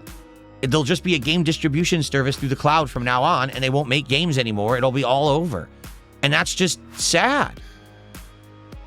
I don't want game companies to go out of business, but why do we have people in charge that don't know what the hell they're doing, and they're pumping out 2 out of 3 games that are literal slop? I just don't get it. Anyway, that's the situation with Obsidian. It ain't pretty. It's pretty sad is what it is. It's pretty scary. Again, that's a company that made Fallout New Vegas. At one point, that company had talent. But where did it go? The talent obviously left and went elsewhere, right? They're not with the company anymore. Not with plots and stories like we just saw in 2025 in both Avowed and Outer Worlds 2. they're no longer with them. So, all right, guys. Well, I covered the story I wanted to cover, and we chilled. So let's very briefly, for the end of the show here, open it up to Q&A. If you guys have anything you want to talk about, tag me in the chat. What's up, King Michael? Good to see you. That one, Lalafella says, did you see what happened to Ashes of Creation, a Kickstarted MMO that got rug swept? Now, all I heard is Ashes of Creation is shutting down, and I was like, what? What are you talking about? I don't even know what that is. So sadly, I just don't know the situation there where I can really address that. I was never really involved or interested in the game, so I don't know anything about it to really address it. You thought Avowed was good? That's fine. Listen, if you like Avowed, good on you. For me, like, I've just played so many games with better plots than that. I liked Avowed. Remember, I played it for, what, like 15 hours? So I went open world exploring in Avowed. The graphics were great. The gameplay was great when it came to combat and leveling and all your abilities and the looting, exploring. The moment that I had to do the main plot, I hated the game. There was nothing fun or interesting whatsoever about the main plot. It was insanely boring, and I just didn't want to continue with the game after that. So when I was left to my own devices to, chill with the game, I loved it. When I had to do the linear narrative they designed for me, I hated it. That means it's the writing that's the problem. It's not everyone at Obsidian who sucks. It's only a certain group, but they're not addressing the problem. You know what I'm saying? Like, they're acting like, oh, let's find excuses. Well, it took too long for these games to come out. Well, we had 3 games in 1 year. That's not the problem. The problem is you have no writers anymore that can write worth a shit, and the story is boring. Here we go. Casanova just said, key creative leaders behind Fallout New Vegas left Obsidian Entertainment. There was writer-designer Chris Avallone left in 2015. Lead creative designer John Gonzalez left in 2011. Yeah, they all left. Oh, I know they all left. They don't work there anymore. It's the same company in name only. Just like Asmongold had said during our interview, that ship of Theseus, right? If you take away all the pieces of the ship and you rebuild it with new parts, is it still the same ship? No, it's not. In name only. It's just not the same. It's a different thing. And that's the thing with these studios. They've been around now for so long that they act like they're the same people. They're not. They don't have the same talent. They don't have the same skill sets.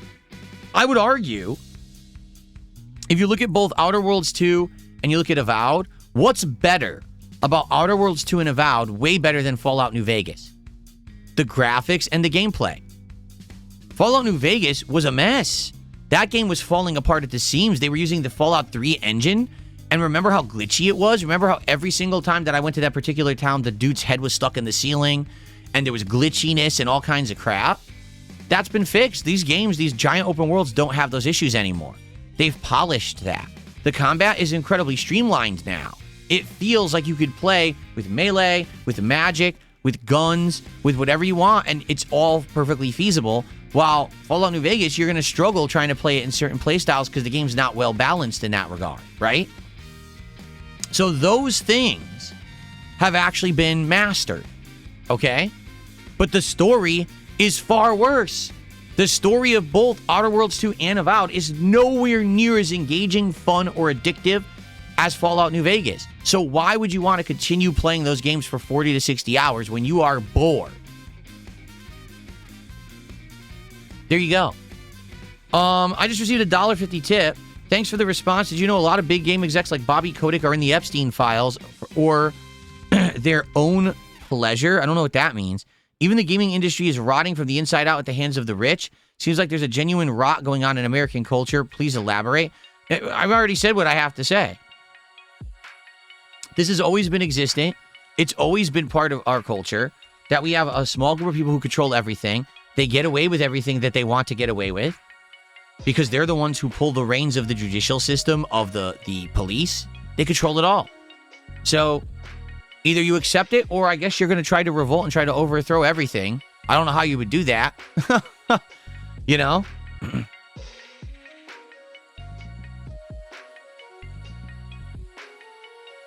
Here you go. The Bomb says, I agree with the sentiment, but I disagree with framing. Political themes have been used in old video games and shows. The themes were more subtle and better written. Star Trek used analogs very well. There you go. Completely correct. That's right. You can do political themes as long as they're done well. They're not shoved down your throat. They're not cringeworthy, right? We've seen politics in games before, and if it's done in a way that's respectful and makes sense, then, okay, let me give you an interesting example here. What if in Avowed, there's a quest line, and the quest line is smuggling in this birth control drug, or not, and you know about it right up front, and you can make your own decision on whether or not you want to do it or not.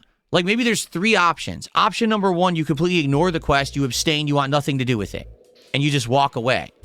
Option number 2, you break the law, you smuggle in the birth control drug, and you side one way and get a certain reward. Option number 3, you actually turn the person in because you think what they're doing is heinously wrong. You're staunchly against the birth control drug, right? And then you get a quest ending and reward based on that. At least then, you're getting the element of choice, and it's feeling like more organic, like what real life should be. You can make a choice based on what you think is right or wrong, and you get an ending to the quest. Instead of it being preachy and saying, hey, the birth control drug is what you should do, and you really should help us out and help us as the, we really need your help. And if you do it, or if you don't do it, well, that's actually the bad choice. You know what I mean? That's preachy versus actually making a choice for yourself for what you feel in your own moral code or whatever you think is right or wrong, right? That's how it could be handled more professionally, all right? But in reality, I don't think that modern games need these themes. If it can be handled well, then I guess that's okay. I just don't have confidence that modern game developers can handle them well. We've seen every time they try pulling a Barv in Dragon Age Veilguard. Wow, that really, really helped out your movement of acceptance for trans people, didn't it? It totally didn't get the entire internet against you or anything because it was so horribly handled, right? Gee, these people are handling these issues so poorly, it's actually doing a disservice to the movements that they're trying to help by putting them in the games to begin with. Do you see? Hoi, hoi, hoi. Anything else, guys? What's up, Satan? How you doing today? M. Lando says, how can we request games for tonight? Well, we were going to talk about that this morning, but we got distracted. So honestly, you can't really. I think what we're going to do is tonight, for the first half hour, I will take suggestions of games. We'll look at some game trailers and things together. I'll see which ones I'm interested in. And then we'll probably get 8 games, and we'll do a poll. We'll play one for like a half an hour, then we'll do a poll, and we'll play another one for a half an hour. That's probably how tonight's going to go. Okay, originally, this morning was just going to be the DSP morning show, and the topic was literally going to be, hey, games for tonight. But then things changed with this story and this other topic I wanted to talk about, and so there you go. Can racism work in games? Like, for example, can aliens coexist with humans and stuff? Mass Effect. The original Mass Effect trilogy, where we had really interesting storylines, such as the Krogan and the Genophage, right?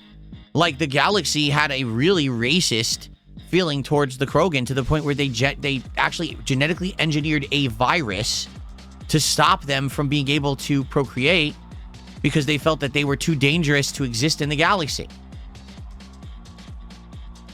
Do you think that that was handled well? Personally, I do. I actually think that was a really great storyline and that it was handled well. You had that ending in Mass Effect 3 where Mordin has his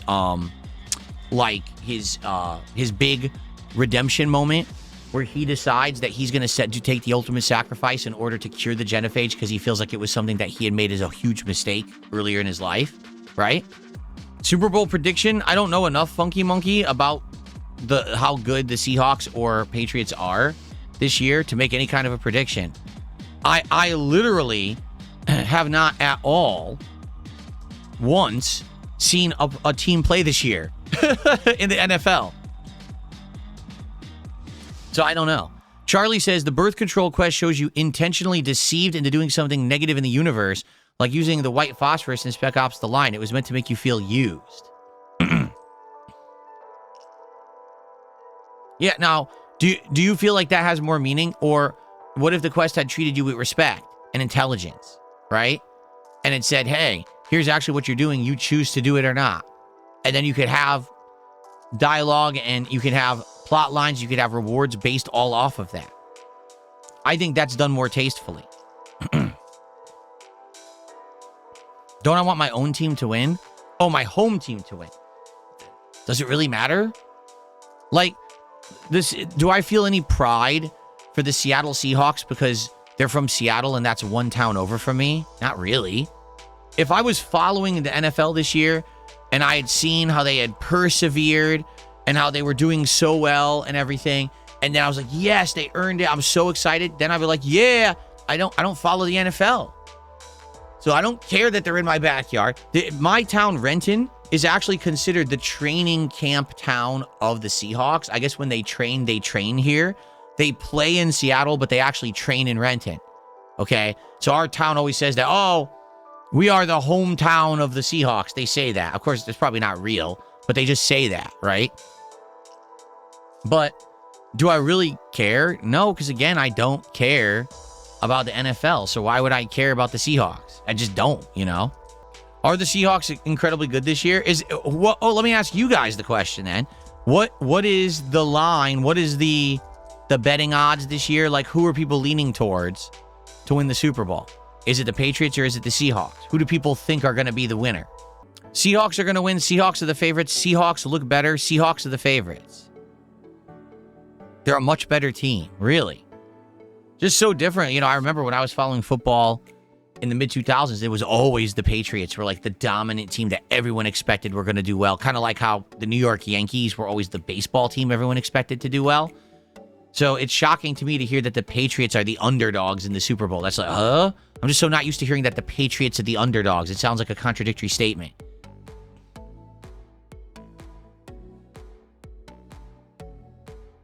Well, that's interesting. What's going to happen is if the Seahawks win, there's going to be Seahawks mania here, like everywhere we go, right? Someone tipped $1.50 and says, I want the real answers. What is the meaning of life? Why were we put here? Why are we submissive to the rich? This is not the DSP Philosophy Hour. It's the Level 1 podcast. Maybe one day we'll actually have these discussions further. Okay, maybe we will. Right? Maybe we won't. I don't know, but we're not going to have it now when it's 1:20 p.m. and we got to end the show so I could get to gameplay. That's for sure.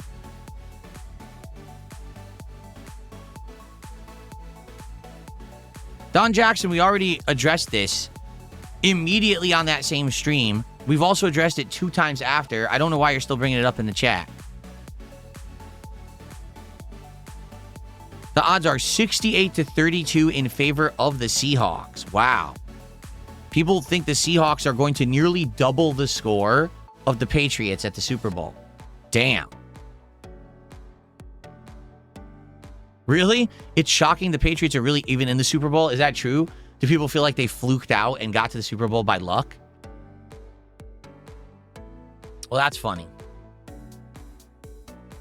Well, see, here's the thing. Funky Monkey says you should go all in as a mega Seahawks fan for the Super Bowl. It'll be fun. I can't do that because if I do that, then people will blame me if they lose. They'll be like, you know, the Seahawks really were going to win the Super Bowl until Darkseid backed them, and then they lost horribly. So it's all his fault. And I'm absolutely not going to take that blame. I refuse. The Patriots had one of the easiest schedules in NFL history and have not played a good team in months. Oh, boy. But they must have beaten the good teams they did face to get here, right? It's not like they faced a good team and lost and only beat bad teams to get to the Super Bowl. What's up, Space Jam fan? How are you today? Good to see you. All right, folks. Well, it's certainly been a podcast, has it not? It's been a podcast. Oh, yeah, I heard about this. Cam Sam did a $2 super chat. He says, Markiplier's self-funded film made 7 times its budget. That's amazing. Like, you know what that tells me? That maybe he was meant to do something that he didn't know until now he's tried it and it's working. Like, this is Markiplier's horror film Iron Lung.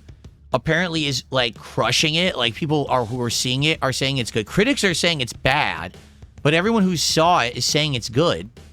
okay? I don't know the plot because I didn't play this game. Apparently, there was an indie horror game called Iron Lung, and he liked it so much he wanted to make a movie out of it, so he did.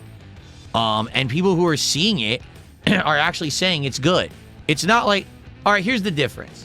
Five Nights at Freddy's, fans went and saw it and said, oh, it's good because it's all fan service of Five Nights at Freddy's. Okay? People who saw Iron Lung are saying, no, it's actually just a good horror movie. That's different. So for me, like, no lie, I'm actually interested. I want to see it. Like, I don't go to the movie theater, so I won't see it in theaters. But if it goes on demand, I want to watch it and see if it's any good. It sounds interesting to me. So I would want to see it for sure. Good on him on his success. I actually wish him well. That's an awesome story, in my opinion. To be frank, I think that's a really cool story that maybe we can now see. Much like with games, what's happening is the indie games, the little guys are breaking out and getting attention and being successful, and the big guys are failing. Maybe we're going to see something like that in movies as well, where we can see smaller filmmakers who have passion actually start to break out and be more successful. I think maybe it's time.